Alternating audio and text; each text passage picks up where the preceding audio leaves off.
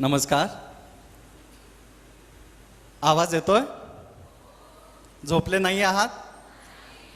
ऐकण्याची इच्छा आहे? चला, छान. तुमचा उत्साह बघून मलाही आता बोलण्याची इच्छा झालेली आहे. आणि वेगानं धारेत असं आता सुविनय दामले सरांनी सांगितलेलं आहे. त्यामुळे मी आता माझा बोलण्याचा वेग धारण करणार नाहीये. मी बोलतच राहणार आहे. तुम्ही तो ग्रहण करण्याचा वेग धारण करू नका आणि तुम्ही ग्रहण शक्ती तुमची आता थोडीशी वाढवा. आपण आज एन्जॉय करणार आहोत, गंमत बघणार आहोत. बऱ्याच वेगवेगळ्या गोष्टी आपण आजच्या विषयामध्ये बघणार आहोत. कारण 3:30 वाजता तुम्ही झोपायला लागणार आहात हे संयोजकांना माहिती होतं. म्हणून कदाचित संयोजकांनी मला गमतीशीर विषय दिलेला आहे, सौंदर्यशास्त्र आणि केशायुर्वेद. आता सौंदर्यशास्त्र म्हटलं की सर्वांचाच तो आवडता विषय असतो. सौंदर्य कोणाला आवडत नाही. बऱ्याचदा लहानपणापासून अगदी लहान बाळ, लहानातलं लहान बाळ सुद्धा तुम्ही पाहिलं, जास्त रडायला लागलं की त्या बाळाला आपण आरशासमोर उभा करतो.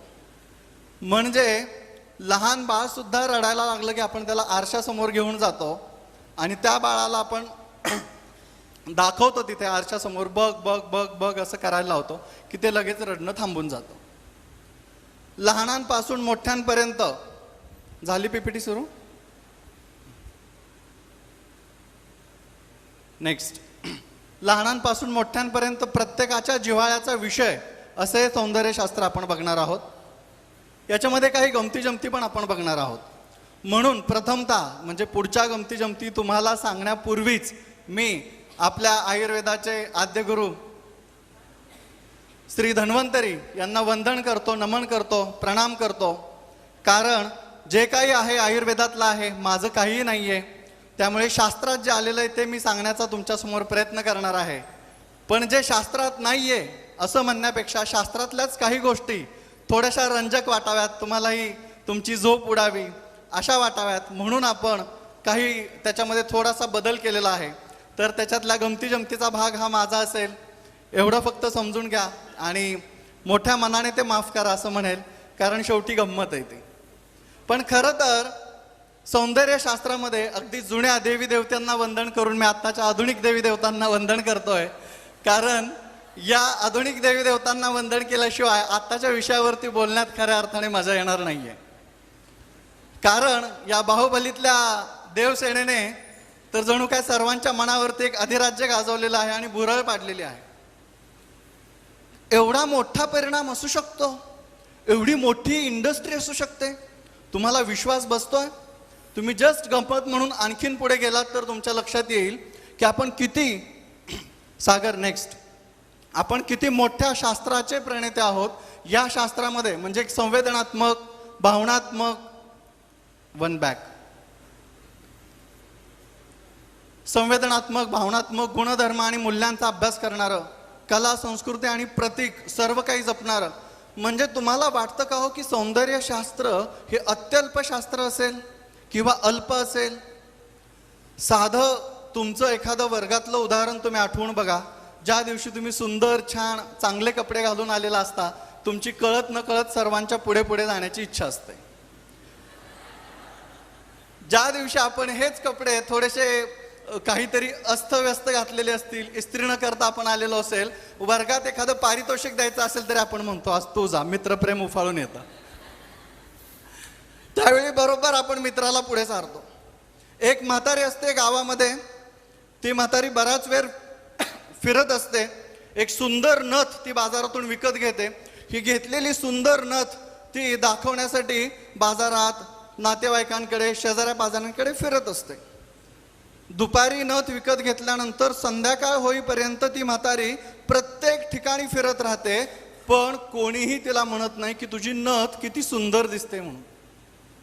म्हातारी अस्वस्थ होते. काय करावं म्हातारीला आता कळत नाही. शेवटी म्हातारी संध्याकाळ होते तरीही कोणी म्हणत नाहीये, रात्र व्हायला लागते तरी कोणी म्हणत नाहीये. म्हातारीच्या डोक्यामध्ये एक युक्ती येते.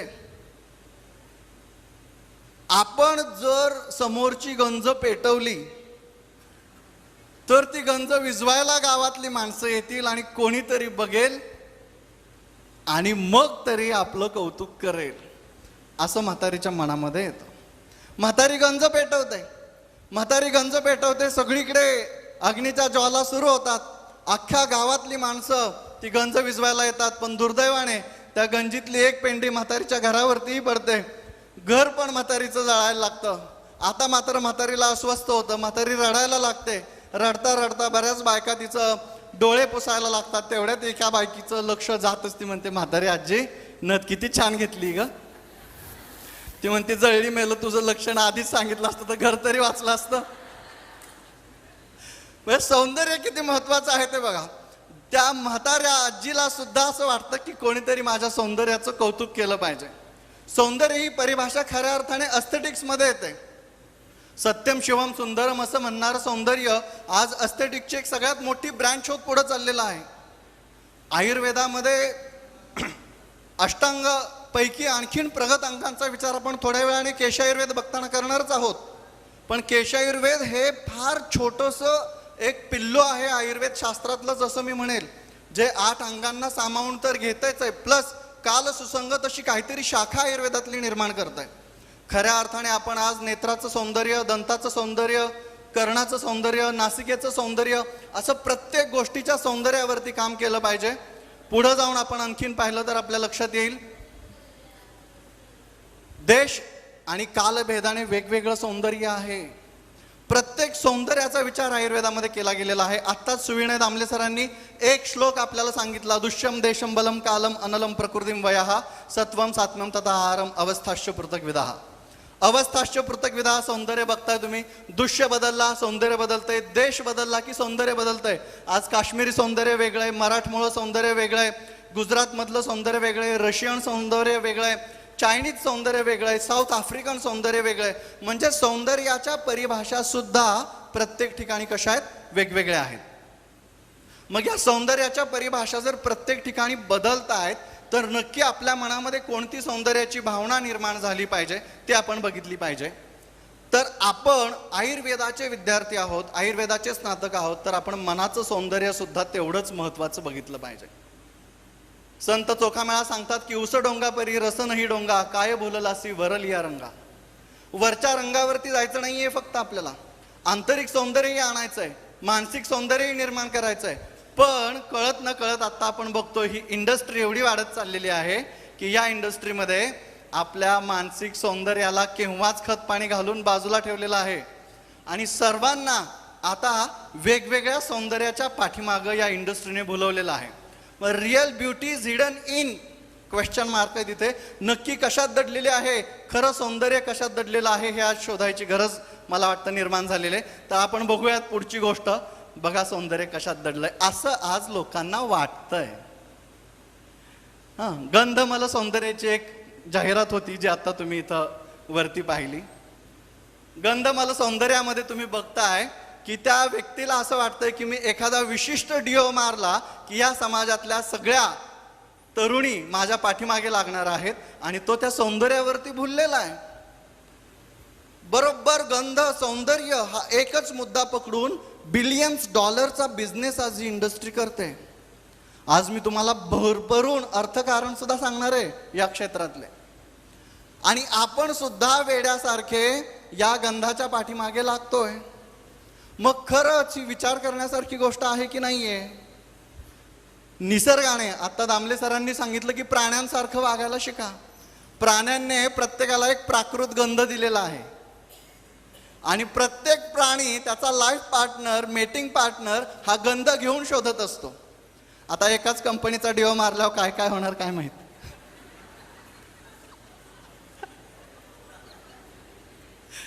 थोडा विचार करा की कसा मी असं होतं खालच्या जाहिरातीसारखं, लाईफ पार्टनरचाच गोंधळ होऊन जातो. नेक्स्ट, मग पुढे तुम्ही बघताय दुसरी इथे गमतीशीर जाहिरात आहे दंतमल सौंदर्याची. एक कंपनी भारतीय बाजारपेठेत येते काय, कोळशाने दात घासणाऱ्या आमच्या लोकांना उंगली के ब्रश का आकार ऐसा असं सांगते काय. मग उंगलीचा ब्रश जाऊन पुढचा ब्रश तो आणते काय. त्यानंतर क्या आपके टूथपेस्ट में नमक है, क्या आपके टूथपेस्ट में नींबू है, आज बर्तन का साबन भी है, पूछेंगे विम बार है, इसके बाद में वो आपको पूछते हैं कि क्या आपके टूथपेस्ट में अभी चारकोल है. भारतीयांनी एवढं डोकं घाण ठेवलेलं आहे की त्यांना चारकोल म्हटलं की छान वाटतं, पण कोळसा म्हटलं की वाईट वाटतं. त्या कोळशालाच, त्या चारकोललाच मराठीमध्ये कोळसा म्हणतात असं मला वाटतं की पुन्हा एकदा मातृभाषेचं शिक्षण आपल्याला द्यावं लागणार आहे. आणि कोळशाने दात घासा किंवा सबल करा, दृढ करा, असं आपल्याला सौंदर्याची परिभाषा बदलून लोकांना जागं करावं लागणार आहे. आयुर्वेदामध्ये तुम्ही एक साधं गणित सांगता की वाताचा आणि अस्थिचा आश्रयाश्री संबंध आहे. वात वाढला की अस्थिक्षय होणार आहे, अस्थिक्षय झाला की वात वाढणार आहे. बॅक. मग तुम्ही मला सांगा, इथे आपण एक पेस्ट घेतोय, या पेस्ट मध्ये आम्हाला आमचं बालपण आठवतं बरं का. तुम्ही तुमचं बालपण आठवून बघा. लहानपणी मॅडम पहिला ब्रश ज्यावेळी वडिलांनी घेऊन दिला त्यावेळी असा घासला की रक्त येईपर्यंत सोडला नव्हता. आमचं बालपण होतं ते पहिल्यांदाच आयुष्यामध्ये बघितला. म्हणून म्हटलं तुम्ही तुमचं बालपण आठवा. आजकाल अशा पद्धतीने त्या ब्रशवरती म्हणजे फॉरेनमध्ये पीनट शेप टूथपेस्ट वापरा असं स्पष्टपणे लिहिलेलं आहे. आणि इफ सॉलन जर चुकून खाल्ली गेली, गिळली गेली तर अगद तंत्र स्पेशालिस्टला दाखवा असं सांगितलेलं आहे. बघा किती विचार करण्याची गोष्ट आहे. आणि आता सर्रास लहान मुलं, एवढीशी मुलं त्या दातांच्या जाहिरातीमध्ये घेतलेली असतात. आजोबांचे दात चांगले आहेत आणि आता नातवाला इम्प्लांट चालू आहे. विचार करण्यासारखी गोष्ट आहे. इथं सौंदर्याचा विचार आहे. दंतमल सौंदर्य आपण राखलं पाहिजे. अस्थिचा आणि वाताचा आश्रयाश्री संबंध आहे. जेवढा वात वाढणार तेवढा अस्थिक्षय होणार. वात केव्हा वाढतो? वायू आतमध्ये आला, प्रवेशित झाला तर वात वाढतो. पाण्यामध्ये वात वाढवत गेलात तुम्ही, बादलीमध्ये पाणी घ्या, पाण्यामध्ये थोडासा निरमा टाका आणि हाताने हलवा. जोपर्यंत तुम्ही जोर जोरात त्याच्यामध्ये हलवून वात प्रवेशित करणार नाही तोपर्यंत फेस येणार नाही. धबधब्याच्या पाण्यालाच भरभरून फेस का असतो? कारण ते पाणी जेवढ्या उंचावरून पडतं तेवढा वात त्याच्यामध्ये जात असतो. हा वात आणतो आपल्याला नंतर. आणि जेवढा तुम्ही जास्त फेस आणून आणून आणून आणून दात घासणार तेवढा जास्त अस्थिक्षय. आम्ही घरात 3 भावंड होतो, दादा, ताई आणि मी. आमची ताई फार सुंदर, स्वच्छता प्रिय. ती 2 वेळा ब्रश करायची जेव्हापासून आम्हाला कळलं होतं लहानपणी. आणि आम्ही दोघं एकदाच ब्रश करायचो. आमच्या तिघांमध्ये सगळ्यात पहिलं इम्प्लांट ताईचं करावं लागलं. घरातलं उदाहरण सांगतो. मग गंमत म्हणून बाकीच्यांच्याही सर्वे करायला सुरुवात केली तर हे लक्षात आलं की जे सकाळी ब्रशवरती पेस्ट घेतल्यानंतर सर्व विसर्जन होईपर्यंत अर्धा पाऊण तास तोंडातून ब्रश काढत नाहीत, अशांमध्ये दाताचे प्रॉब्लेम्स लवकर सुरू होतात. कारण पुन्हा तेच, वात प्रकोप झाला की अस्थिचा क्षय होतो आणि दंत हे अस्थिच्या मल स्वरूपात ग्रंथात वर्णन केलेलं आहे. आपण आपल्या प्रिन्सिपल्स वरती जगलं पाहिजे. नेक्स्ट. म्हणून मला असं म्हणावंसं वाटतं की real beauty is hidden in मलाहा. सौंदर्य बघा तुम्ही मळांमध्ये दडलेलं आहे. पूर्वी बोली भाषेत सुद्धा मळांना खतं, सोनखतं अशा पद्धतीची नावं दिली जायची. एवढी सुंदर नावं होती. कारण खरं सौंदर्य हे मलामध्ये दडलेलं आहे. नखमल, केशमल, दंतमल, गंधमल. आता आपण बघितला आज सगळ्या इंडस्ट्रीज हे मल झाकण्यासाठी निर्माण झालेले आहेत. मल सुंदर करत नाहीये, ते मलांना झाकतायत, सुंदर आहेत असं भासवतायत आणि तुमच्याकडून पैसे कमवतायत. मग विचार करा, आपल्याला या मलांना झाकायचंय की सुंदर बनवायचं? कचरा पेटीवरती फार सुंदर एखादं मंत्री वगैरे येणार आहेत म्हणून झाकणं आणि त्या कचरा पेटीला सुंदर करणं, या दोन्ही गोष्टीमध्ये फरक आहे. तो फरक आपल्याला आयुर्वेदात आल्याशिवाय कळणार नाही आणि म्हणून आपण आयुर्वेदाचे प्रिन्सिपल जगायचे. नेक्स्ट. मग तुम्ही इथे बघताय की हा कन्सेप्ट आधी अंडरस्टँड झाला पाहिजे, कारण हा फार मोठा कन्सेप्ट आहे. सौंदर्य शास्त्राचा एकूणच फार आवाका मोठा आहे. म्हणून understanding the concept is very important. Importance of the concept is again very important. आणि जसं आता आपण बघितलं अस्थिचा आणि वाताचा आश्रयाशी संबंध आहे, तसं प्रत्येक मलामधली शारीर रचना आणि शारीरिक क्रिया आयुर्वेदीय परिभाषेत समजून घेणं जास्त महत्त्वाचं आहे. आपण बऱ्याचदा आयुर्वेदीय परिभाषेमध्ये त्यांची शारीर रचना, शारीरिक क्रिया, अॅनाटॉमी, फिजिओलॉजी, पॅथॉलॉजी, फार्मॅकोलॉजी बघत नाहीये, म्हणून आपल्याला त्याच्यात घडणाऱ्या विकृती लक्षात येत नाहीयेत. परीक्षितने बरोबर मुद्दा उचलला होता की आपल्याला MBBSच्या पॅटर्नमध्ये जो ग्रंथ शिकवला गेलेला आहे ना, हीच मुळात पद्धत चुकीची आहे. आयुर्वेदाचा अभ्यास करताना आपल्याला फर्स्ट इयरला अनाटॉमी, फिजिओलॉजी, सेकंड इयर पॅथोफार्मॅक, थर्ड इयर मेडिसिन वगैरे अशा पद्धतीने शिकवलं जाते. हा आयुर्वेद शिकण्याची पद्धत नाहीये. आयुर्वेद शिकण्याची पद्धत आपल्याला वाग्भटाचार्यांनी पहिल्याच अध्यायात सांगून दिलेले. वायू पित्तम कफ शेती त्रयोदोषा समासधा तिथेच, तत्र वृक्षो लघु शीत खर सूक्ष्मश्च लोनिला हा तिथेच, म्हणजे अनाटॉमी तिथेच सांगितली, फिजिओलॉजी तिथेच सांगितली आणि त्याच अध्यायामध्ये बस्तीर विरेकोमनम तथा तैलम घृतम मधु असं सांगून चिकित्साही तिथेच.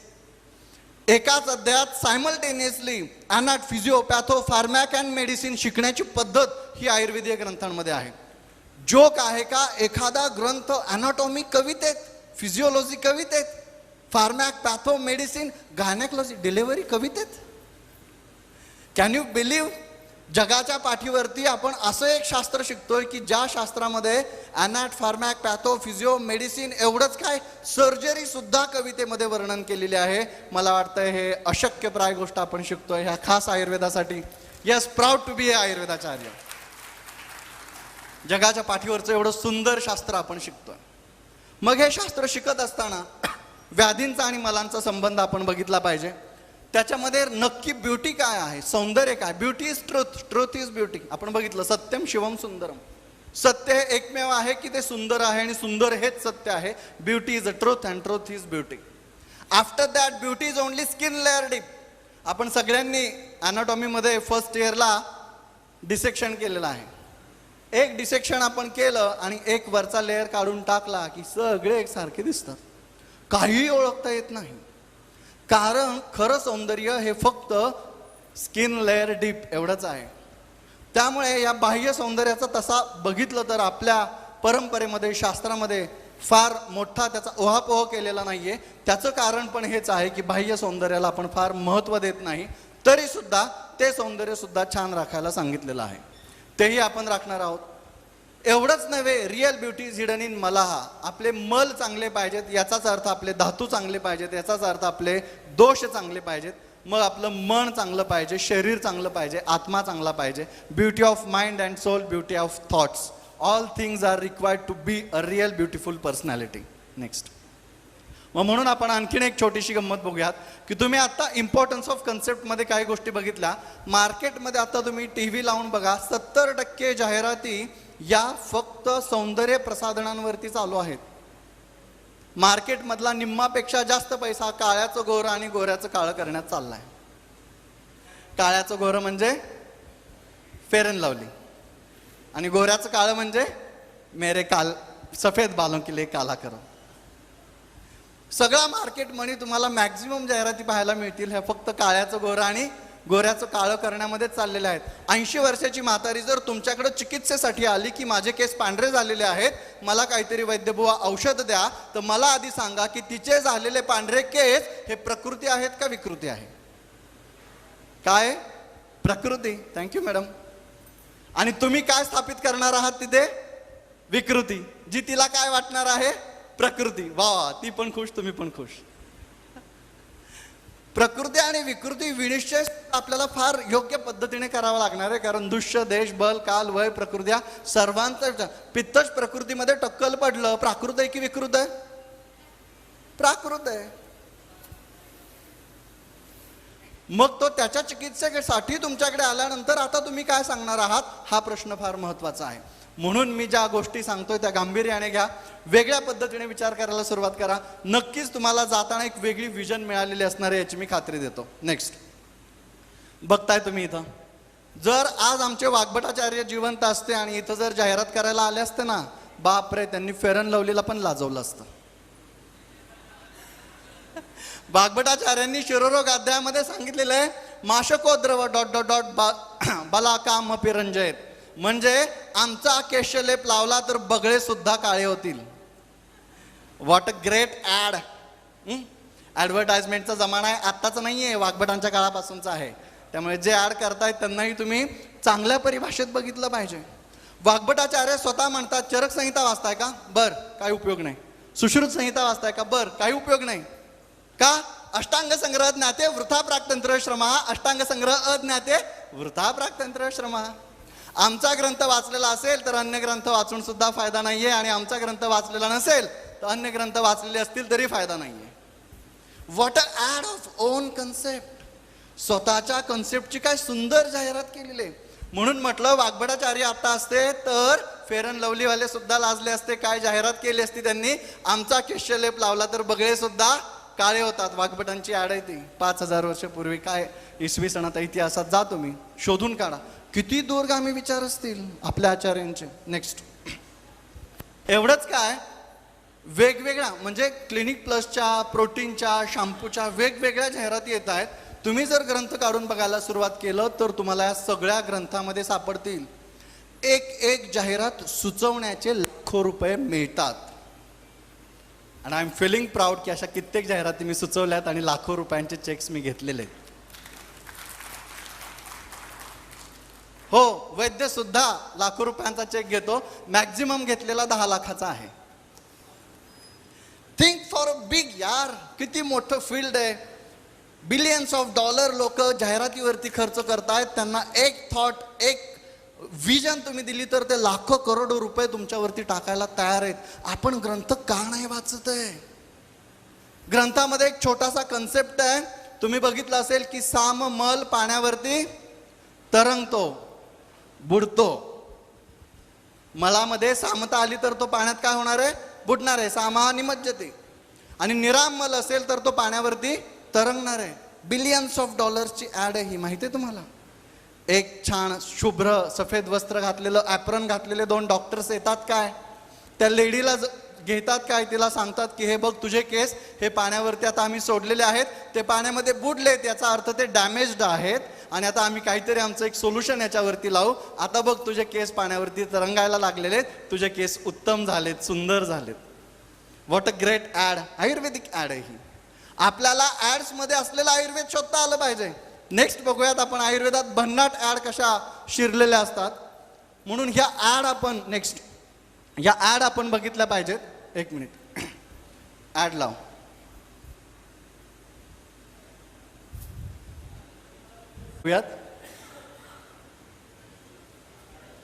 मोठी कर, आवाज आहे. हा, एक मस्त तुम्ही ॲड बघताय सध्या तुमच्या समोर. ही आयुर्वेदिक ॲड आहे, माहिती आहे का तुम्हाला? तो विचारतो पाजी देखो उनमें तो अपान ही है ही नहीं. सलमान म्हणतो अपान नहीं है, तो अपान की टेस्ट कैसे की जाए? वो म्हणतो सामान से अपान की टेस्ट लेते हैं, चलो हम सामान देखते हैं पहले कैसा है. ओके, इसके लिए वो उदान को प्रज्वलित करना शुरू कर देता है और वो उदान का कार्य कर रहा है अभी. तो अभी जो इसका कार्य चल रहा है ना, वो उदान का चल रहा है. मग उदानामध्ये काय आलेलं आहे? उदाहरणामध्ये वाक प्रवृत्ती, प्रयत्न, ऊर्जा, बल, वर्ण, स्मृती, क्रिया. द वर्ण शब्द पहिल्यांदा उदाहरणामध्ये आलेला आहे, कॉस्मेटॉलॉजीतला, सौंदर्यशास्त्रातला पहिला शब्द. आणि दुसरी महत्वाची गोष्ट, आपणाचं बळ हे उष्ण आहे. कोणाकडून घेतलंय? उदानाकडून. उदानाचं बळ घालवलं, आपणाचं गेलं बघा. So the bal of apan is always tested on the bal of udana. Are you getting the concept? Then clap for this concept. आपल्याकडे घोडे विकत घ्यायची असली तर एक पद्धत आहे, अशी त्याच्या माळावरती असं थोपटून बघतात घोडा किती दमाचा आहे. पैलवान आखाड्यावरती उतरल्यानंतर तो असं वाजवून दाखवतो की मी किती पठडीचा पैलवान आहे. तो उदानच वाजवतो बरं का, आपण नाही. तो का उदान वाजवतो? कारण उदानामध्ये मॅक्झिमम तुमच्या लंग्समध्ये एअर जर मॅक्झिमम असेल तर ऑटोमॅटिकली रेझोनन्स जास्त असणार आहे. फिजिक्स केमिस्ट्री बाबतचे कन्सेप्ट आहेत, तुम्ही शिकलेला आहात. ट्युनिंग फोर्क लावून रेझोनन्स काढायला. जेवढी जास्त हवा तेवढा जास्त रेझोनन्स व्हॉल्यूम येणार आहे, तेवढा जास्त आवाज येणार आहे. म्हणून ज्या पैलवानाचा जेवढा मोठा आवाज आखाड्यामध्ये, त्या पैलवानाचं तेवढं जास्त बल. अशा पद्धतीने बलाचं परीक्षण आपले पैलवान सुद्धा उदानावरती करत होते. म्हणून ग्रंथकर्ते सांगतात की वाक प्रवृत्ती, प्रयत्न, ऊर्जा, बल, वर्ण, स्मृती आणि क्रिया ही सगळी कामं कशाची आहेत? उदानाची आहेत. अपानाचं बळ हे उष्ण घेतलंय, हे तुम्हाला आता एका मिनिटात लगेच लक्षात येईल. अजून स्ट्रॉंग करतो तुमचा कन्सेप्ट. सगळ्यांनी तुमचा मॉर्निंग आठवा, मॉर्निंग कॉल. तुम्ही गेलेला आहात छान, बसलेला आहात छान, श्वास घेतलेला आहे, आठवलं? आपणाचं बळ उसनं घेतलेलं आहे. कोणाकडून? उदानाकडून. ओके, मग हीच गोष्ट जर लोडेड 2 पर्सन्सला ढकलायला सांगितलेलं असेल, ट्रक, लोडेड ट्रक, जॉनी लिव्हरच्या सगळ्या पिक्चर्स आठवा, मॅक्झिमम केसमध्ये तो आपणाले लोडेड असतो. आणि मग जॉनी लिव्हरला एखादा ट्रक ढकलायला सांगितला जातो, तो म्हणतो भाई मैं दोनों में से एक ही काम कर सकता हूं अभी, या तो उदान का बता या फिर आपण का बता. आयुर्वेद नसानसात भिनलेला, आपल्याला तो शोधता आला पाहिजे. नेक्स्ट मग आपण आयुर्वेदातल्या सारता परीक्षण शिकूयात. आता आयुर्वेदामध्ये सगळे सारता परीक्षण आहेत.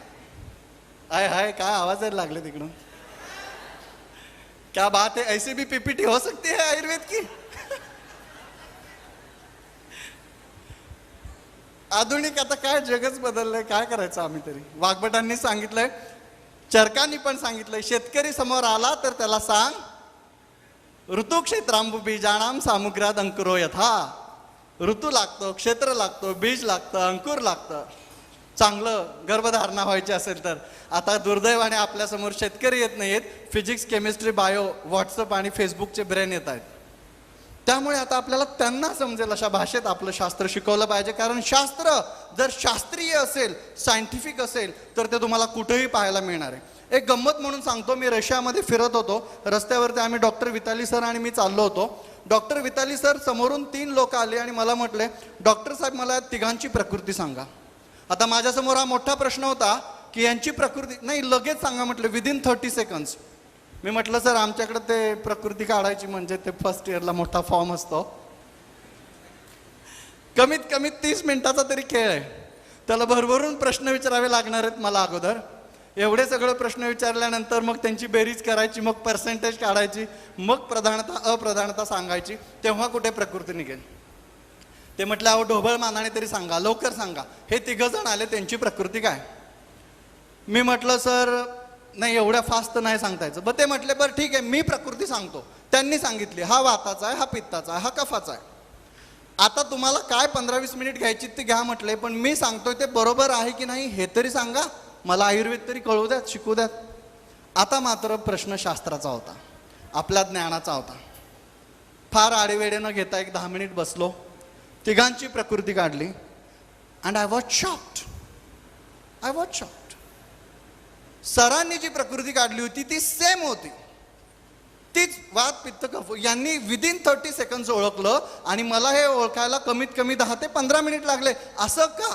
मी म्हटलं सर आमचा आयुर्वेद राहू द्यात बाजूला, तो मी तुम्हाला नंतर शिकवतो. तुम्ही कसं ओळखलं ते मला अगोदर सांगा. एवढ्या कमी वेळामध्ये आम्ही 10 वर्ष झालं आयुर्वेद शिकतोय, शिकवतोय, पण आम्ही 30 सेकंदात ओळखू शकलो नाही. तुम्ही मात्र 30 सेकंदात ओळखलं.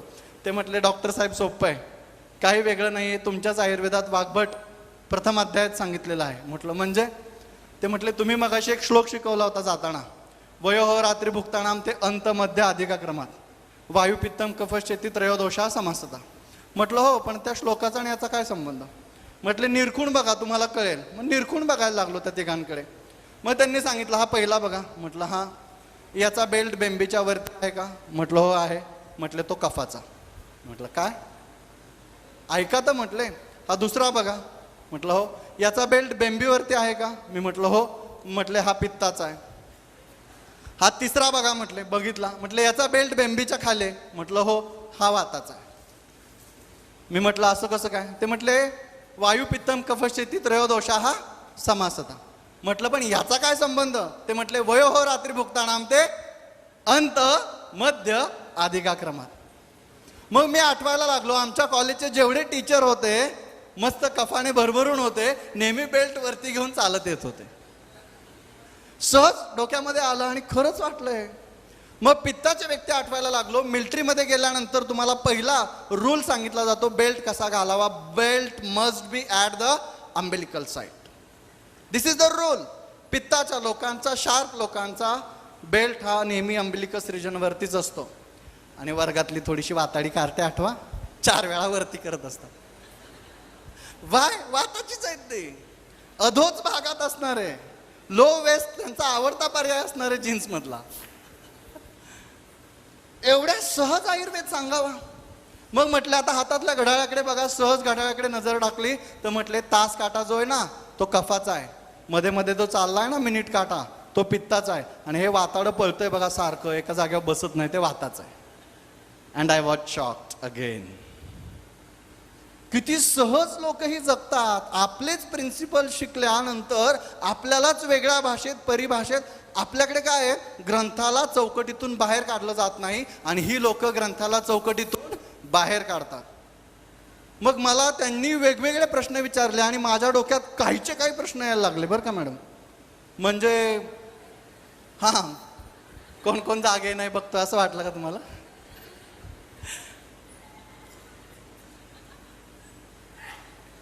माझ्याही डोक्यात वेगवेगळे प्रश्न यायला लागले मॅडम. असे भन्नाट प्रश्न ते विचारतात. चरकांचं आडनाव काय?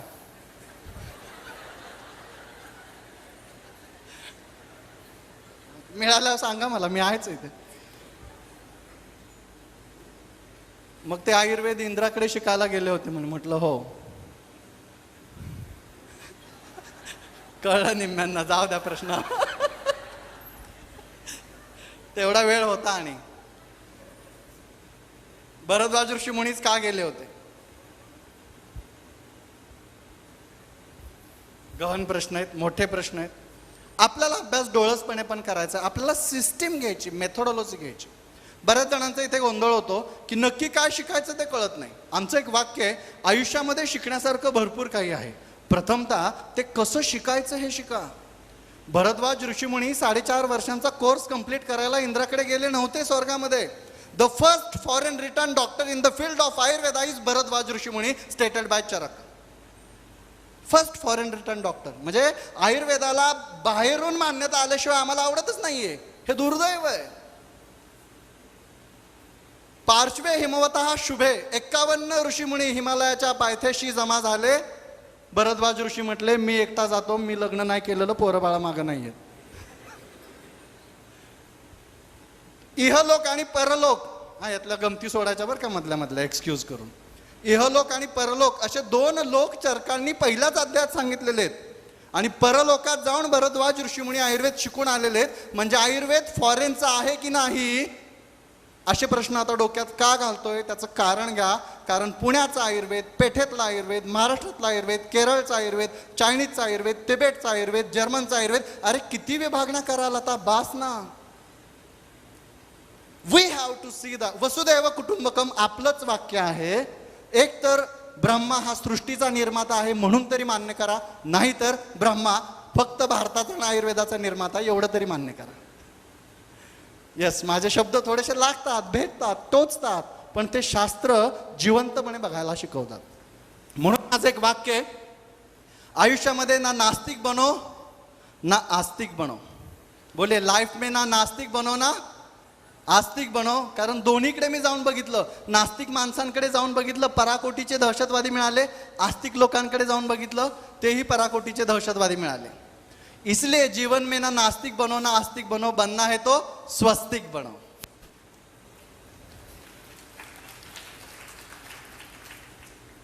मग आता हा विषय तुम्हाला ऑटोमॅटिकलीच कळेल. प्रत्येक व्यक्तीमध्ये एक सारता दडलेली असते. त्या सारतेमध्ये त्याचं सौंदर्य दडलेलं असतं. मग रससार, रक्तसार, मांससार, अस्थिसार, मज्जासार, शुक्रकसार असे वेगवेगळे सारवान लोक तुम्हाला ग्रंथामध्ये बघायला मिळणार आहे. याच ग्रंथामध्ये अजून पाठीमागे आलास तर तुम्हाला वृषतमा स्त्रीचे वर्णन दिलेलं आहे श्लोकामध्ये. अगदी म्हणजे वृषतमा स्त्री कशी असावी याचं वर्णन ज्या ग्रंथामध्ये आहे, त्या ग्रंथामध्ये सौंदर्य शास्त्राला आपण कोणत्या नजरेने बघतोय हे बघणं खरंच गरजेचं आहे. कारण ही नुसती काळाची गरज नाहीये.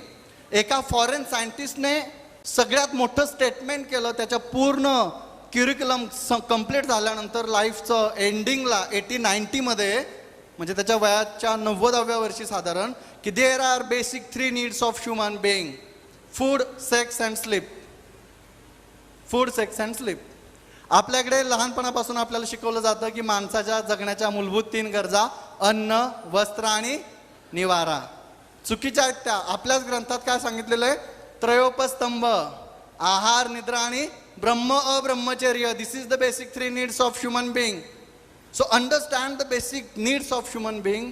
Those are food, sex and sleep. आहार, निद्रा आणि ब्रह्मचर्य. म्हणजे इंग्रजांची पुस्तकं वाचून आपली सुद्धा डोकी अशीच झालेली आहेत की आहार, निद्रा आणि ब्रह्मचर्य ह्या मूलभूत गरजा नसून अन्न, वस्त्र आणि निवारा या आहेत. आणि चुकीच्या वस्त्राच्या मागे आणि चुकीच्या निवाऱ्याच्या मागे लागून माणसाने सगळे आजार निर्माण केलेले आहेत. आणि जे काही आगंतुक व्याधी येत आहेत ते पण चुकीची वस्त्र घातल्यामुळेच बरं का. त्यामुळे निज व्याधी सुद्धा चुकीच्या वस्त्राने येत आहेत, आगंतुक व्याधी सुद्धा चुकीच्या वस्त्राने येत आहेत. आपण कोणते व्याधी ओढवून घ्यायचे ते आपापली वस्त्र परिधान करण्याची संकल्पना विचारात घ्या आणि मग ठरवा. दिस इज द सौंदर्यशास्त्र. नेक्स्ट नेक्स्ट नेक्स्ट नेक्स्ट उदाहरण अपान बलवर्ण संबंध बघितलेला आपण. नेक्स्ट ओके, आता आपण या सौंदर्याच्या पोषणाचे 3 न्याय बघूयात. सर मी न शिकवताच विषय कळतोय काय.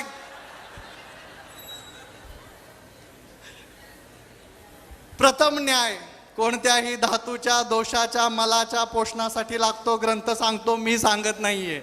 पुन्हा एकदा आठवण करून देतोय. एका बाजूचं असतं ते ग्रंथातलं, दुसऱ्या बाजूतलं असतं ते आत्ताच्या गोष्टीला अनुसरून काल सुसंगत दिलेला दृष्टांत. हा, जो ग्रंथाने मला अलाउड केलेला आहे. शेतकरी आला तर ऋतुक्षेत्र अंबू बीज असं सांग म्हणून.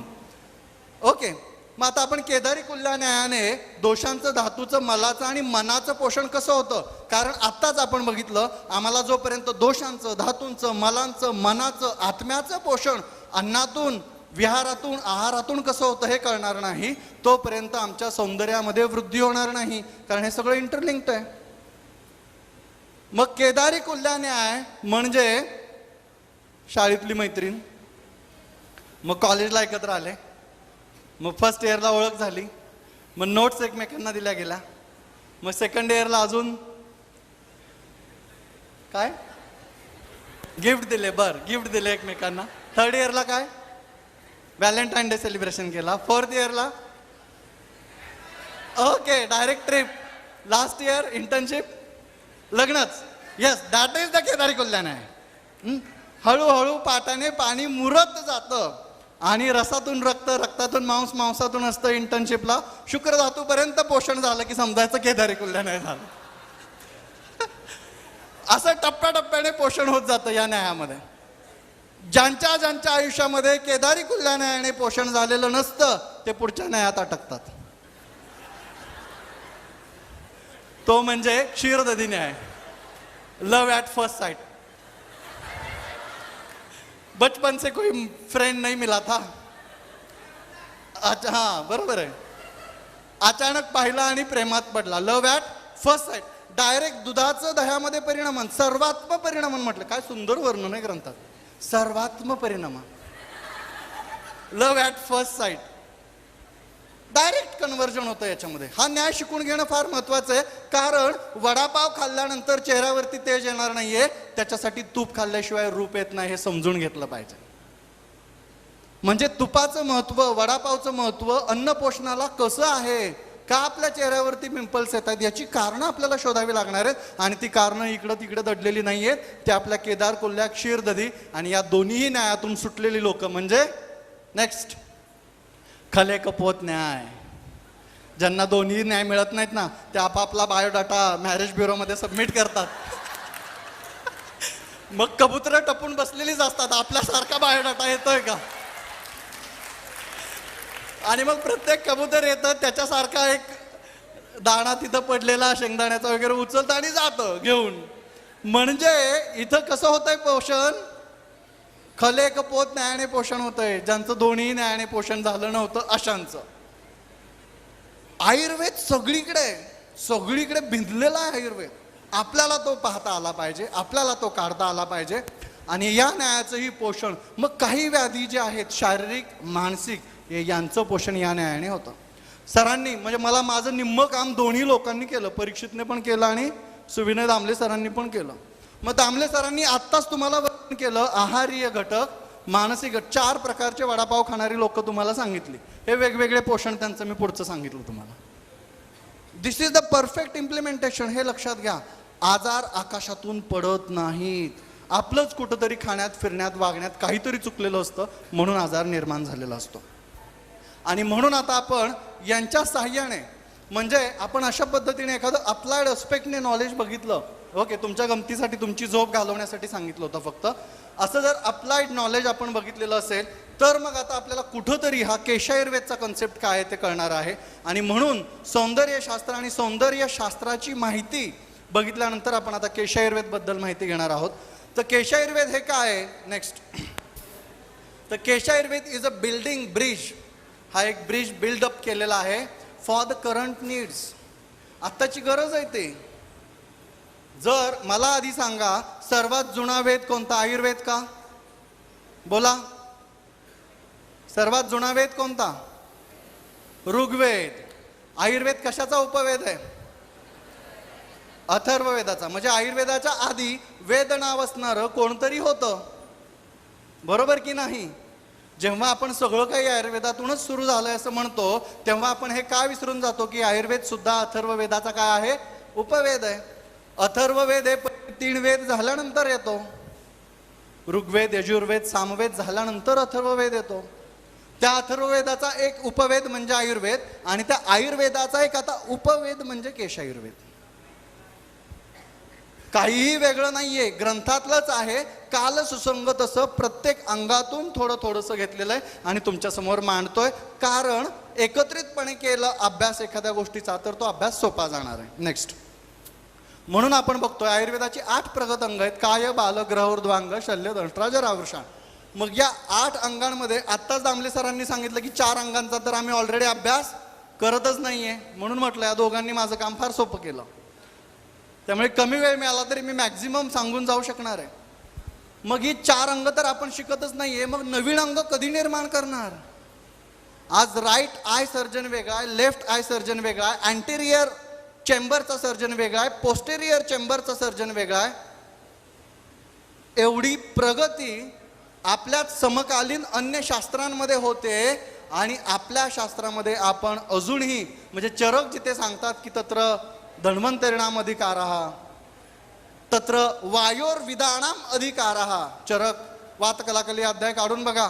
वायोर्विदाण सांगितला म्हणजे वायूचा ज्याचा अभ्यास चांगला आहे त्याला बोलवा म्हटले हा वातज गुल्म काढायला. म्हणजे सर्जनला पण नाही, सर्जन मधला पण कोण?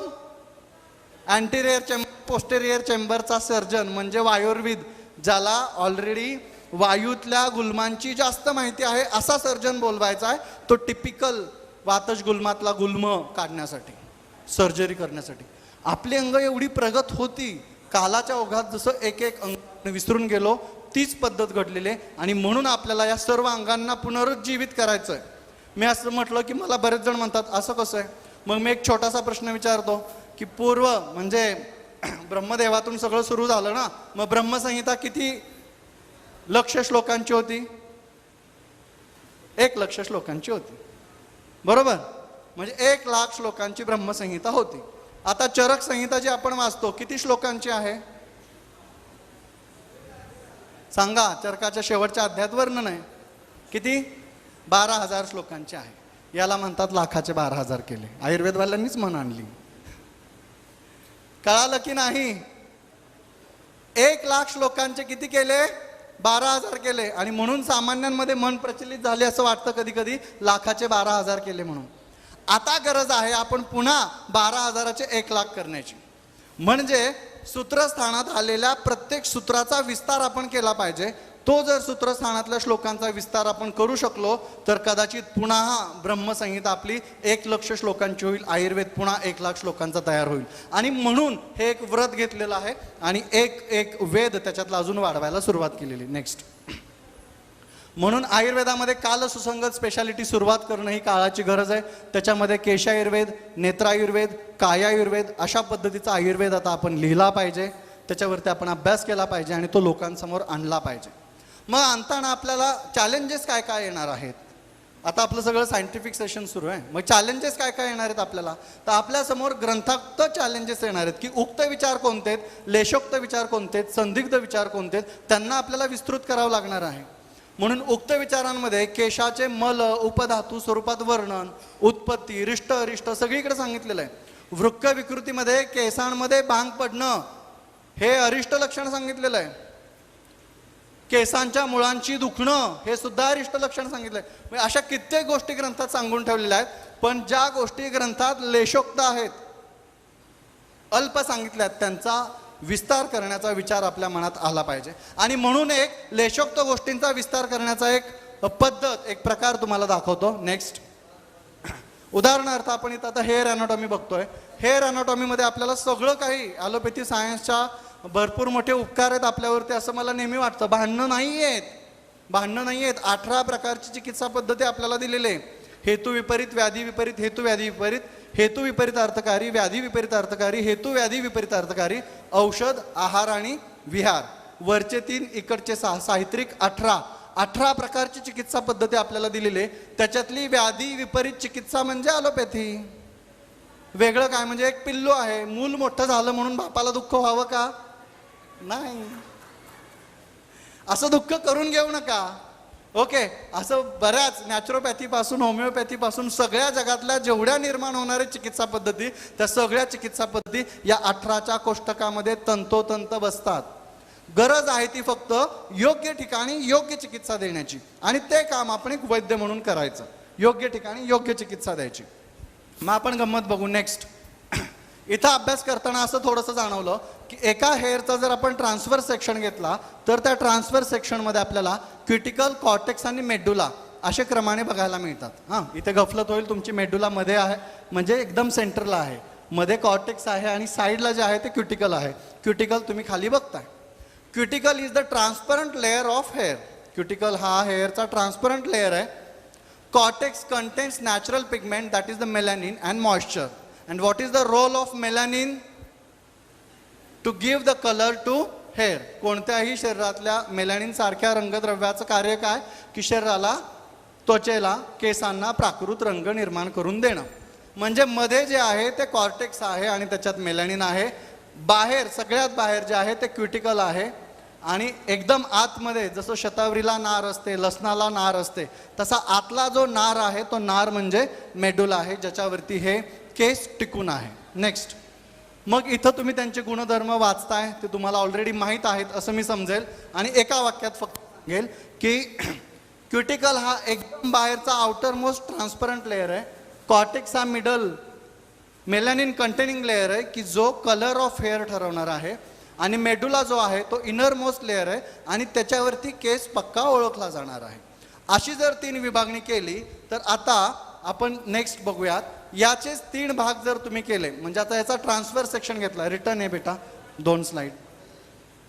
ट्रान्सफर सेक्शन तुम्ही घेतला तर तुम्हाला लक्षात येईल, जसं तुम्हाला मी बेल्टचं गणित शिकवलं स्टार्टिंगला, म्हणून व्याख्यानाचा पूर्वार्ध आणि व्याख्यानाचा उत्तरार्ध याच्यात फारच मोठं साम्य, ते लक्षात घ्या. आता बेल्ट जसा मध्य, अंत आणि आधी आपण बघितला, युनिव्हर्सल आहे आयुर्वेद. आयुर्वेदचे सिद्धांत तुम्ही शिकलात ना, विवेकानंदांसारखे मॉडर्नची पुस्तकं अशी वाचाल, पान फाडाल, चुरगळून टाकून द्या. का? वाचलं की कळतंय हो, लक्षात ठेवायचीच गरज नाहीये. एवढे युनिव्हर्सल प्रिन्सिपल्स आहेत आयुर्वेदामध्ये, फक्त ते शोधत जायचं. DNA RNA पर्यंत वात, पित्त, कफच सापडतो. Nothing is changed. इथं तुम्ही ट्रान्सफर सेक्शन घेतला हेअरचा, तुम्हाला जाणवेल द आउटर मोस्ट लेअर म्हणजे अंत, cuticle is made up of वात, अँड वात is the outer layer of hair shaft overlapping the keratin cell, works as the protective scalp. Cuticle is a transparent. वात पण कसा आहे आपला? ट्रान्सपरंट आहे, जो इथंच आहे पण दिसत नाही, अशा कॅटेगरीमध्ये. काही ठिकाणी गुणसाधर्म्य दिसेल, काही ठिकाणी कार्य साधर्म्य तुम्हाला दिसेल, कारण आपल्याकडे पुढचं तत्व सांगितलेलं आहे अशा गोष्टींचा अभ्यास करताना. याला म्हणतात ग्रंथातल्या सूत्रांचा विस्तार. द्रव्य, गुण, कर्म, सामान्य, विशेष, समवाय, अभाव हा सप्तपदार्थ. हा कोणताही पदार्थ तुम्हाला शिकायचा असेल, मग तो केश असेल, नख असेल, दंत असेल, मल असेल, गंध असेल, द्रव्य, गुण, कर्म, सामान्य, विशेष, समवाय, अभाव, सप्तपदार्थ, हा एक श्लोक लावा त्याला. मग द्रव्यतः सामान्य काय, गुणतः सामान्य काय, कर्मतः सामान्य काय, द्रव्य विशेष काय, गुण विशेष काय, कर्म विशेष काय, तो शोधून काढा. तो काढला की समवाय प्रस्थापित होणार आहे, नाही मिळाला तर अभाव प्रस्थापित होणार आहे. तोच समवाय आणि अभाव तुम्हाला इथे पाहायला मिळेल. क्युटिकल वाताचं काम करतो, कॉर्टेक्स पित्ताचं काम करतो, मेडुला कफाचं काम करतो.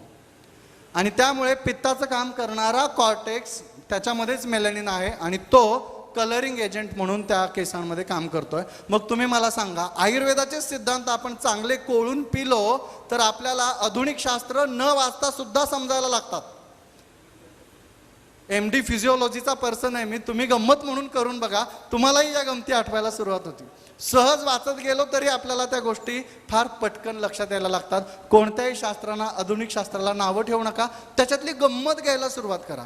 जसं आपण त्या पिक्चरमधला केदारी कुल्ल्या क्षीर दधी खाले कुपत नाही बघितला, तसं आपण आधुनिक ग्रंथांमधला पण बघूयात ना, वेगवेगळ्या पद्धतीने कसं वर्णन केलंय. नेक्स्ट, मग हेच नेक्स्ट एक स्लाइड अलीकडे घे, वातपित्त कफाची. हां, मग आता हेच बघितलं तुम्ही एका केसाच्या मध्ये, तर एका केसाची उत्पत्ती म्हणजे ॲट द रूट लेवल, रूटला त्याच्या कफ असणार आहे, मध्ये त्याच्या पित्त असणार आहे, शेवटी वात असणार आहे, आधी मध्य अंत हा ग्रंथाने दिलेला क्रम आहे.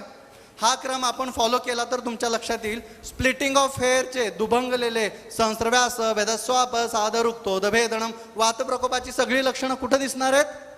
शेवटी टोकाला. बघा तुम्ही, स्प्लिटिंग ऑफ हेअर पासून सगळी वाताच्या विकृतीची सगळी लक्षणं इथं बघायला मिळतात. पित्ताची मध्ये आणि कफाची खाली बघायला मिळतात. शास्त्र आहे. ग्रंथामध्ये सुद्धा इंद्रलुप्ताच्या संप्राप्तीमध्ये केसांच्या मुळाशी कफ जाऊन अडकतो त्यावेळी केस गळायला लागतात असं वाग्भट सांगतोय. याचाच अर्थ या संप्राप्त्या युनिव्हर्सल दिलेल्या आहेत. आपल्याला ते लक्षात आलं पाहिजे.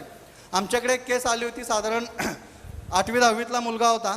रोज दूध भात मीठ खायची सवय होती. ते खाल्ल्याशिवाय त्याचं जेवणच होत नव्हतं. आई सुद्धा म्हणायची काहीच खात नाही, एवढं तरी खातोय, म्हणून ती त्याला ते खायला देत होती. याचा परिणाम असा झाला की तुम्हालाही माहिती आहे, दूध मीठ आणि भात हे विरुद्ध अन्न आहे. सतत विरुद्ध अन्न सेवन केल्यामुळे साधारण 8वी-9वीतच त्याचे सगळे केस काय झाले? पांढरे झाले. आता सगळे केस पांढरे होऊन ही केस ज्यावेळी आपल्याकडे आली ट्रीटमेंटसाठी, त्यावेळी शांतपणे बसलो, बघितलं, हेतू दोष दुष्य समूर्षण आणि हेतू लिंग औषध ज्ञानम स्वस्थातृ प्राणम त्रिसूत्रम शाश्वतम पुण्यम बुबुदयम पितामा. त्रिसूत्रीत बसवायचा, हेतू काढायचे, लिंग काढायचे, औषध लिहायची, सवय लागलेली. हेतू काढले, लक्षात आलं की याला काय झालेलं आहे? केशगत, ज्याला तुम्ही आता पालित्य म्हणताय, तो व्याधी त्या ठिकाणी दिसतोय. पण हेतू काय होता? विरुद्ध आहार. विरुद्ध आहारामुळे प्रमुख व्याधी कोणता होतो? कुष्ठ. कुष्ठातला दुग्ध, मीठ आणि भात असा विरुद्ध आहार सेवन केल्यानंतर होणारा व्याधी कुठला? श्वेत्र. मग याचं निदान केलं केशगत श्वित्र. याचं निदान काय केलं? केशगत किंवा केश त्वकगत श्वित्र. भले तुम्ही काहीही म्हणा, दोष दुष्ट समूर्छना मांडताना, पण केशगत श्वित्र हे त्याचं निदान. मग त्याला श्वित्र झालं केसांचं असं समजून त्याला श्वित्राची चिकित्सा दिली. हेतूचं निदान परिवर्जन करून टाकलं आणि चिकित्सेमध्ये तुम्ही जी नेहमीची तेलं वापरताय त्या तेलांमध्ये 4 थेंब बाकूची तेलाचे टाकून दिले आणि 3 महिन्यामध्ये तो रुग्ण पूर्ण पांढऱ्याचा काळा झाला.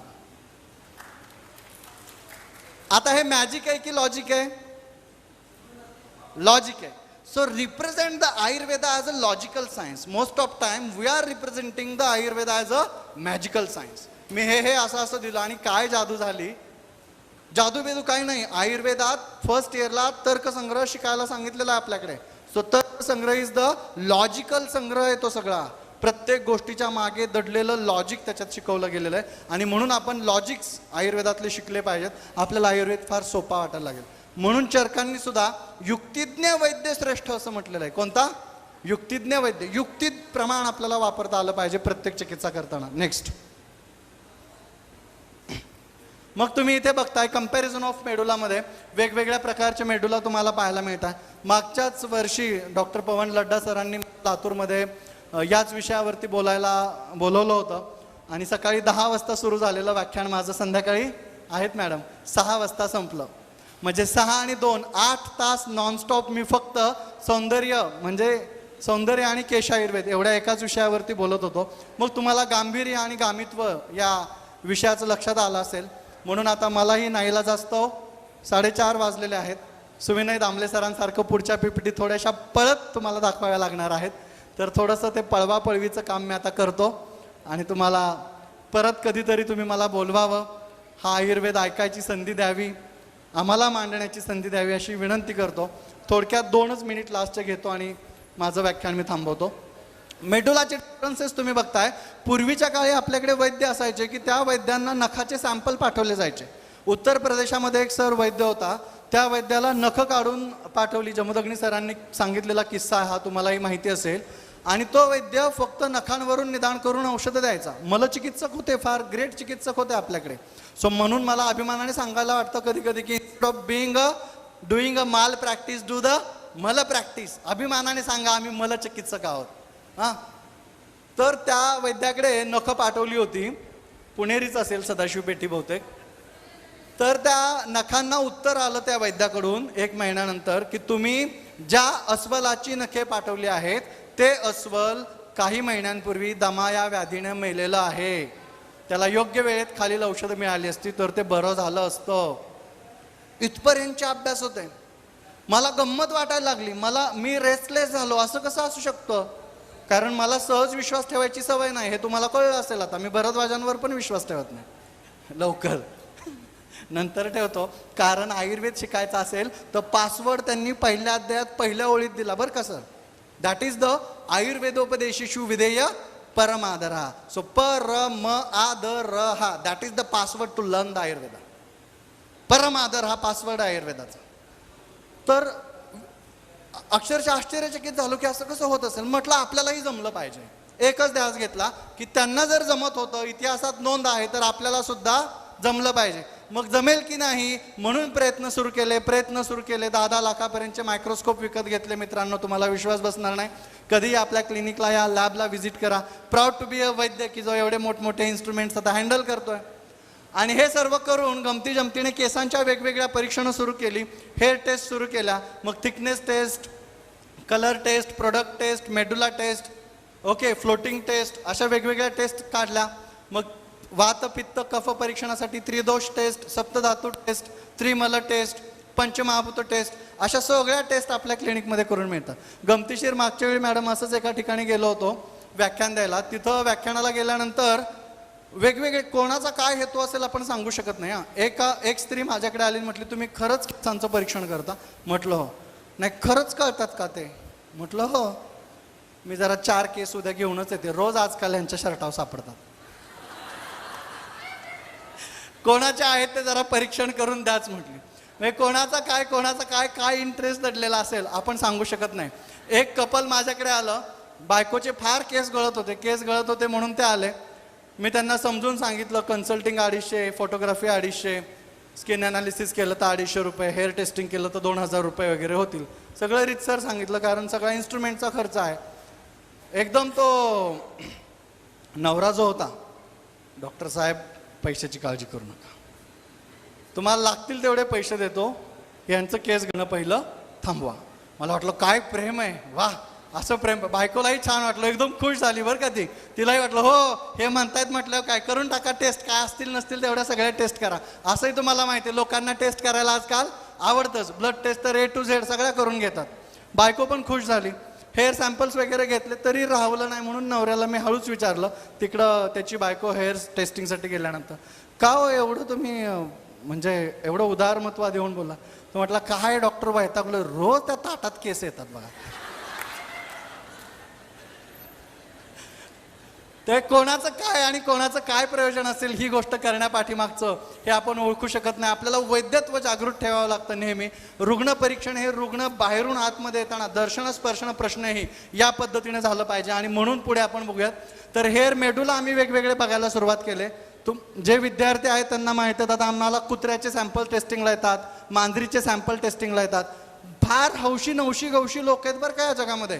कुत्र्यावरती लाखो रुपये खर्च करणारी लोक मी बघितलेले आहेत. विद्यार्थी तर सोबत आहेत, तुम्हाला माहिती आहे मी खोटं कधी आयुष्यात बोलत नाही, नावाप्रमाणे राजा हरिश्चंद्र आहे.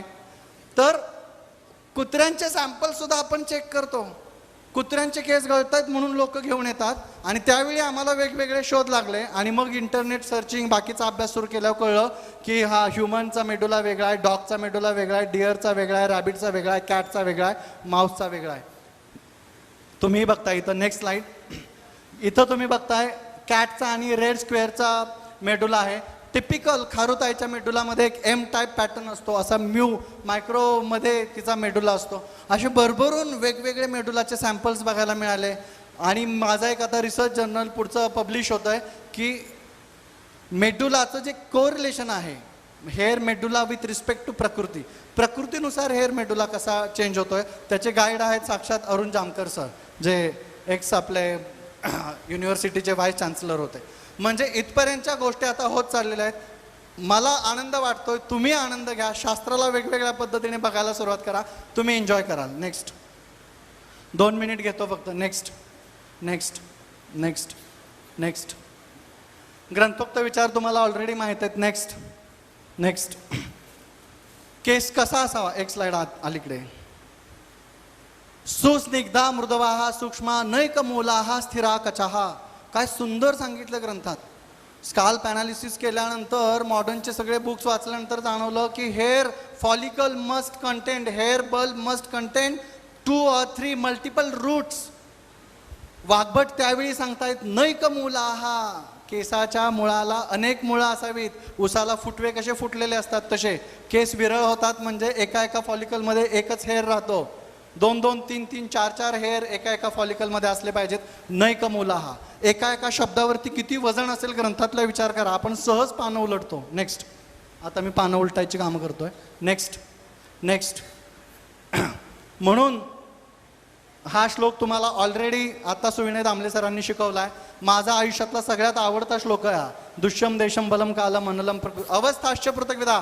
कंडिशन अप्लाय हा शब्द पहिल्यांदा आयुर्वेदात आलेला आहे. LIC मध्ये नंतर, म्युच्युअल फंडमध्ये नंतर. Mutual funds R subject to market list. Please apply carefully और इन्व्हेस्ट केअरफुली. हे इन्व्हेस्ट केअरफुली जे लास्टला हळूच सांगतात ना, ते वाघभटांनी इथं सांगितलेलं आहे. अवस्थाश्च पृथक्विधा सगळ्यात लास्टला सांगितलं आहे. कंडिशन अप्लाय, फार महत्त्वाचा श्लोक आहे तो. नेक्स्ट नेक्स्ट फार महत्त्वाचा विषय होता, पण काळाच्या वेळेच्या मुळे मी हा एक्सप्लेन करू शकणार नाही आहे, मला खंत वाटते. पण आपल्या शरीरावरती आलेले सर्व केस वेगवेगळे आहेत. पूर्ण अंगावरती येणारे बारीक बारीक केस हे रोम लोम कॅटेगरीमध्ये येतात. ते रसाचे आहेत. त्यांचं नरिशमेंट केदारी कुल्ल्या क्षीरदधी खाली कुपोत नाही वेगळा आहे. माझ्याकडे केस होती फॅलोपाईन ट्यूबमध्ये, त्या फिम्रिया अब्सेंट होत्या रशियामध्ये, आणि त्या पेशंटला प्रेग्नन्सी राहत नव्हती म्हणून ती केस आली होती. त्या केसमध्ये रसधातूची चिकित्सा केली, कारण रसधातूचे 2 उपधातू आर्तव आणि स्तन्य. मग रसधातूची आर्तववरती जाणारी केश्य अशी चिकित्सा केली. त्या रुग्णाच्या फॅलोपाईन ट्यूबमधल्या फिम्रियासुद्धा, त्या छोट्या छोट्या सिलियासुद्धा वाढल्या. ओव्हम पुढे सरकू लागला आणि विदिन 3 months ती रुग्ण प्रेग्नंट झाली. म्हणजे तुम्ही विचार करा किती बारीक विचार हे आयुर्वेदामध्ये दडलेले आहेत. म्हणजे रोम लोम हे जठराच्या आतमध्ये आलेले, फॅलोपियन ट्यूबमध्ये आलेले सुद्धा आपल्याला पकडायचेत. रक्ताचे थोडे डीप सांगितलेले आहेत. मांसाचे केस तुम्ही बघा, जिथे मांस धातू आहे त्या ठिकाणी मांसाच्या ओरिजिन इन्सर्शननुसार केस जायला लागतात. मेदाचे केस तर सांगायची गरजच नाही, इन्व्हर्सली प्रोपोर्शनल आहे. मेद वाढला की केस कमी होतात. त्यामुळे तुम्हाला पाहायला मिळेल की ज्या ज्या स्त्रियांचं अचानक वजन वाढतं, वेट गेन होतं, त्यांच्यामध्ये हेअर लॉस जास्त होतो. आणि मेदाची स्थानं स्फिक्स, स्तन, उदर या 3 स्थानांवरती अत्यल्प किंवा केस नसतातच. वाघभटांनी तेव्हा ब्युटीचे प्रिन्सिपल्स लिहून ठेवलेत. मला आश्चर्य वाटतं कसं लिहिलं असेल वाघभटांनी. 36, 24 आणि 36 हीच वृषतमा स्त्री. हो, वाघभटांनी काय सांगितलं मेदाच्या पुढे? स्फिक्स, स्तनोदर, लंबनम. महत्वाचे तेच 3 ऑर्गन सांगितले. स्फिक्स, स्तन आणि उदर यांची ब्युटी गेली. इथला मेदाचं प्रमाण ढासळलं की ब्युटी गेली. So real beauty is hidden in मेदा. ओके, अस्थि, मल हे सगळं आता तुम्हाला माहीत आहे. अस्थीचे केस वेगळे आहेत, डायरेक्टली प्रोपोर्शनल आहे, तुम्हाला माहीत आहे. मज्जा, नेत्रांग, गौरवम, डोळ्याच्या ठिकाणी, नेत्राच्या ठिकाणी आलेले केस मज्जेचे आहेत. आणि शुक्र धातूचे केस म्हणजे त्यावेळी आपल्या देहामध्ये दाढीचे, मिशाचे केस येतात, त्यावेळी ते शुक्र धातूचे केस आहेत. आपल्या शरीरातले केस सुद्धा वेगवेगळ्या धातूशी निगडीत आहेत. त्यांचा बारकाईने अभ्यास करायला सुरुवात करा. बाहेर केश आयुर्वेदचं पुस्तक आहे, वेळेअभावी मला सगळं सांगता नाही आलं, पण त्याच्यात हे कन्सेप्ट तुम्हाला सगळे वाचायला नक्की मिळतील. इच्छा असेल तर नक्की वाचा. नेक्स्ट, केसांचे स्वतंत्र परतंत्र व्याधी बघा. नेक्स्ट, हेतुलिंग औषध शोधा. नेक्स्ट, दर्शन स्पर्शन प्रश्न ही ग्रंथाने सांगितलेली पद्धत आहे. त्यामुळे दर्शन परीक्षा वाढवण्यासाठी लेटेस्ट जे काही दुनियात येईल ना ते वापरा. वैद्यांचा प्रॉब्लेम काय माहिती आहे का? ते 2च गोष्टी वापरतात, BP आणि स्टेथोस्कोप, कारण तेवढंच कळतं. त्याच्या पुढचं आपण शिकून घेतलं पाहिजे. फिजिक्स, केमिस्ट्री, बायोची नाही, कुठल्याही शास्त्राचे बिलॉंगिंग्स नाही आहेत. लेटेस्ट फोन वापरता की नाही, माईक वापरताय की नाही, कोड घालताय की नाही, स्क्रीन लावताय की नाही, इथे दाखवताय की नाही. मग वापरायला काय जातंय? वैद्याने धोतरच घातलं पाहिजे असं काही नियम आहे का? नाही. म्हणून वैज्ञानिक स्टेथो आणि बीपीच्या मेंटॅलिटीतून बाहेर या. Latest skin and hair analyser तुमच्याकडे असले पाहिजेत, डर्मोस्कोप असले पाहिजेत, स्पर्शन परीक्षेसाठी मॉइश्चर अनालायझर असले पाहिजेत. थर्मामीटरने टेम्परेचर मोजतात की नाही? मग चरकाचार्यांना काय दुःख होत आहे का की माझं बाळ 102 डिग्री टेम्परेचर आहे म्हणून सांगतंय म्हणून? नाही. लेटेस्ट प्रसाधनं सगळी वापरा. नेक्स्ट म्हणून इथे तुम्ही एक स्लाइड मागे घे. इथे तुम्ही वेगवेगळे स्किन अँड हेअर अनालायझर, डर्मोस्कोप बघताय. नेक्स्ट अशा पद्धतीने हेल्दी स्काल्प, ड्राय ऑइली तुम्ही शोधू शकता. नेक्स्ट वेगवेगळे मायक्रोस्कोप वापरा. नेक्स्ट मेडुलाचं टेस्टिंग होईल. नेक्स्ट महत्त्वाचं काय की वापरलं पुढं काय, डायग्नोस्टिक व्हॅल्यू एडिशन काय झाली टेक्नॉलॉजीमुळे आणि ट्रीटमेंट व्हॅल्यू एडिशन काय झाली, या दोन गोष्टी महत्त्वाच्या आहेत. So there must be the diagnostic value addition due to the use of technology in the field of Ayurveda, and there must be the treatment value addition due to the use of technology in the field of Ayurveda. त्या Ryle's tube वाल्याला पण माहिती नसेल किंवा ते अजून कोणतीही वापरतो आपण योनी बस्ती द्यायला tube, infant feeding tube.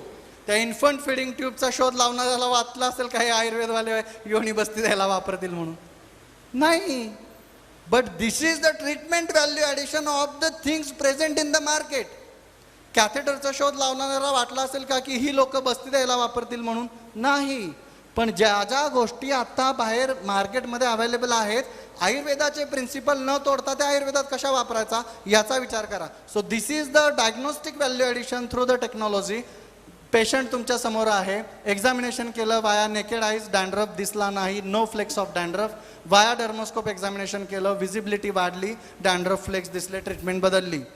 Dandruff आहे आता तेलं विचार करून द्यावी लागतील, दारू नकाची द्यावी लागतील, ट्रीटमेंट चेंज झाली. नेक्स्ट अशाच पद्धतीने एक आणखी रुग्ण तुम्ही बघताय, नेकेड आईजने बघितला, चांगल्या घरातली सधन घरातली रुग्ण वाटली, फक्त खाली ते केस गळणं हाच एक थॉट तिने दिला. पण वाया मायक्रोस्कोप एक्झामिनेशन झालं, उवा आणि लिखा. आपल्या क्लिनिकमधले फोटो बघता, इंटरनेटवरचे फोटो नाही. निदान परिवर्जन कृमिघ्न चिकित्सा द्यावी लागणार आहे, एवढा मोठा डिफरन्स होतो. This is the diagnostic value addition. Next this is the technology induce again diagnostic and treatment value addition. Hair follicle दिसत नाही आहेत, खालच्यामध्ये हेअर फॉलिकल दिसायला लागले, त्याच्या बाल्ड एरियामध्ये रुग्ण चिकित्सा घ्यायला तयार होतो. नेक्स्ट मग ट्रीटमेंट व्हॅल्यू मॉइश्चर अनालिसिस करू शकता. Next treatment value addition. एखादा चाईचा पॅच आहे आणि त्या ठिकाणी तुम्ही हाय फ्रिक्वेन्सीची मशीन वापरली. मशीन कशासाठी वापरली? हाताने रोज तेल लावायला सांगितलं असतं डोक्याला किंवा जेल लावायला सांगितलं असतं, लेप लावायला सांगितलं असता, तर रोटेशन्स किती होणार आहेत, किती वेळ तो लावणार आहे आणि त्याची परमेबिलिटी किती असणार आहे, किती दिवस लागतील ते जिरायला. जे काम 1 महिन्यानंतर होणार आहे ते काम 3 सेटिंगने होत आहे. मशीनने पटकन औषध आतमध्ये ॲब्सॉर्ब होत आहे ना. सो तुमचा उद्देश काय आहे तो बघा आणि त्या उद्देशानुसार लेटेस्ट इन्स्ट्रुमेंट जी मार्केटमध्ये आहेत, तुमचं प्रिन्सिपल चेंज न करता येणारी ती सगळी प्रिन्सिपल्स वापरा. वाग्भटांनी शिरहा श्रवण पादेशी उत्तम विशेषणशील आहेत असं सांगितलंय. म्हणजे शिर डोकं, श्रवण म्हणजे कान आणि पायाचे तळवे यांना विशेषत्वाने कलयुगात तेल लावायला विसरू नका असं वाग्भट सांगितलंय. पण आश्चर्य वाटतं की वाग्भटासारखा व्यक्ती हाताला तेल लावू नका असं का म्हणतोय किंवा हाताला तेल लावायला सांगायचं का विसरलाय असं वाटतं. पण नंतर मग ग्रंथाचा अभ्यास केल्यानंतर जाणवतं की वाग्भट कलयुगातले होते आणि त्यांना माहिती होतं कलयुगातल्या बायका तेल लावून देणार नाहीत, व्हाईस वर्सा. मग तेल कोणी लावायचं? आपणच घ्यायचं, आपल्याच हाताने लावायचं. आणि आम्ही आमचा ग्रंथ नाती सुद्रम नाती विलंबितम असा सांगतो आणि म्हणून आम्ही हस्त हा शब्द काय केलेला आहे, वापरला नाही. इथं स्वतःच्या आपापल्या हाताने तेल लावायचंय असं टिकेत समजून घ्यावं. असं एनिवे धन्यवाद, तुम्ही सर्वांनी इथे बोलवलं. विषय बराच मोठा आहे. नेक्स्ट नाही ठीक आहे, राहू देता. तुम्ही सर्वांनी मला इथे बोलवलं, मला माझे विचार मांडण्याची संधी दिलीत. या कॉलेजचे शहा सर ज्यांनी अगदी मी म्हटलं होतं, अहो सर मुंबईची ओपीडी सेकंड संडे 2 लाखाची प्रॅक्टिस कशी सोडून येऊ, तर म्हटले सर यावेळी याच, एकदा याच आमच्यासाठी, म्हणून खास तुमच्यासाठी रविवारचा वेळ काढून आलोय. मित्रांनो मला बोलायची संधी दिली, मी तुमच्या मनापासून आभार मानतो. धन्यवाद. जे वेगळं होतं, जे चुकीचं होतं ते माझं होतं. माझ्यामुळे आयुर्वेद बदनाम करू नका. कदाचित बदनाम मी असेल पण आयुर्वेद नसेल. शास्त्र मोठं आहे, शास्त्राचा रिस्पेक्ट करा. धन्यवाद.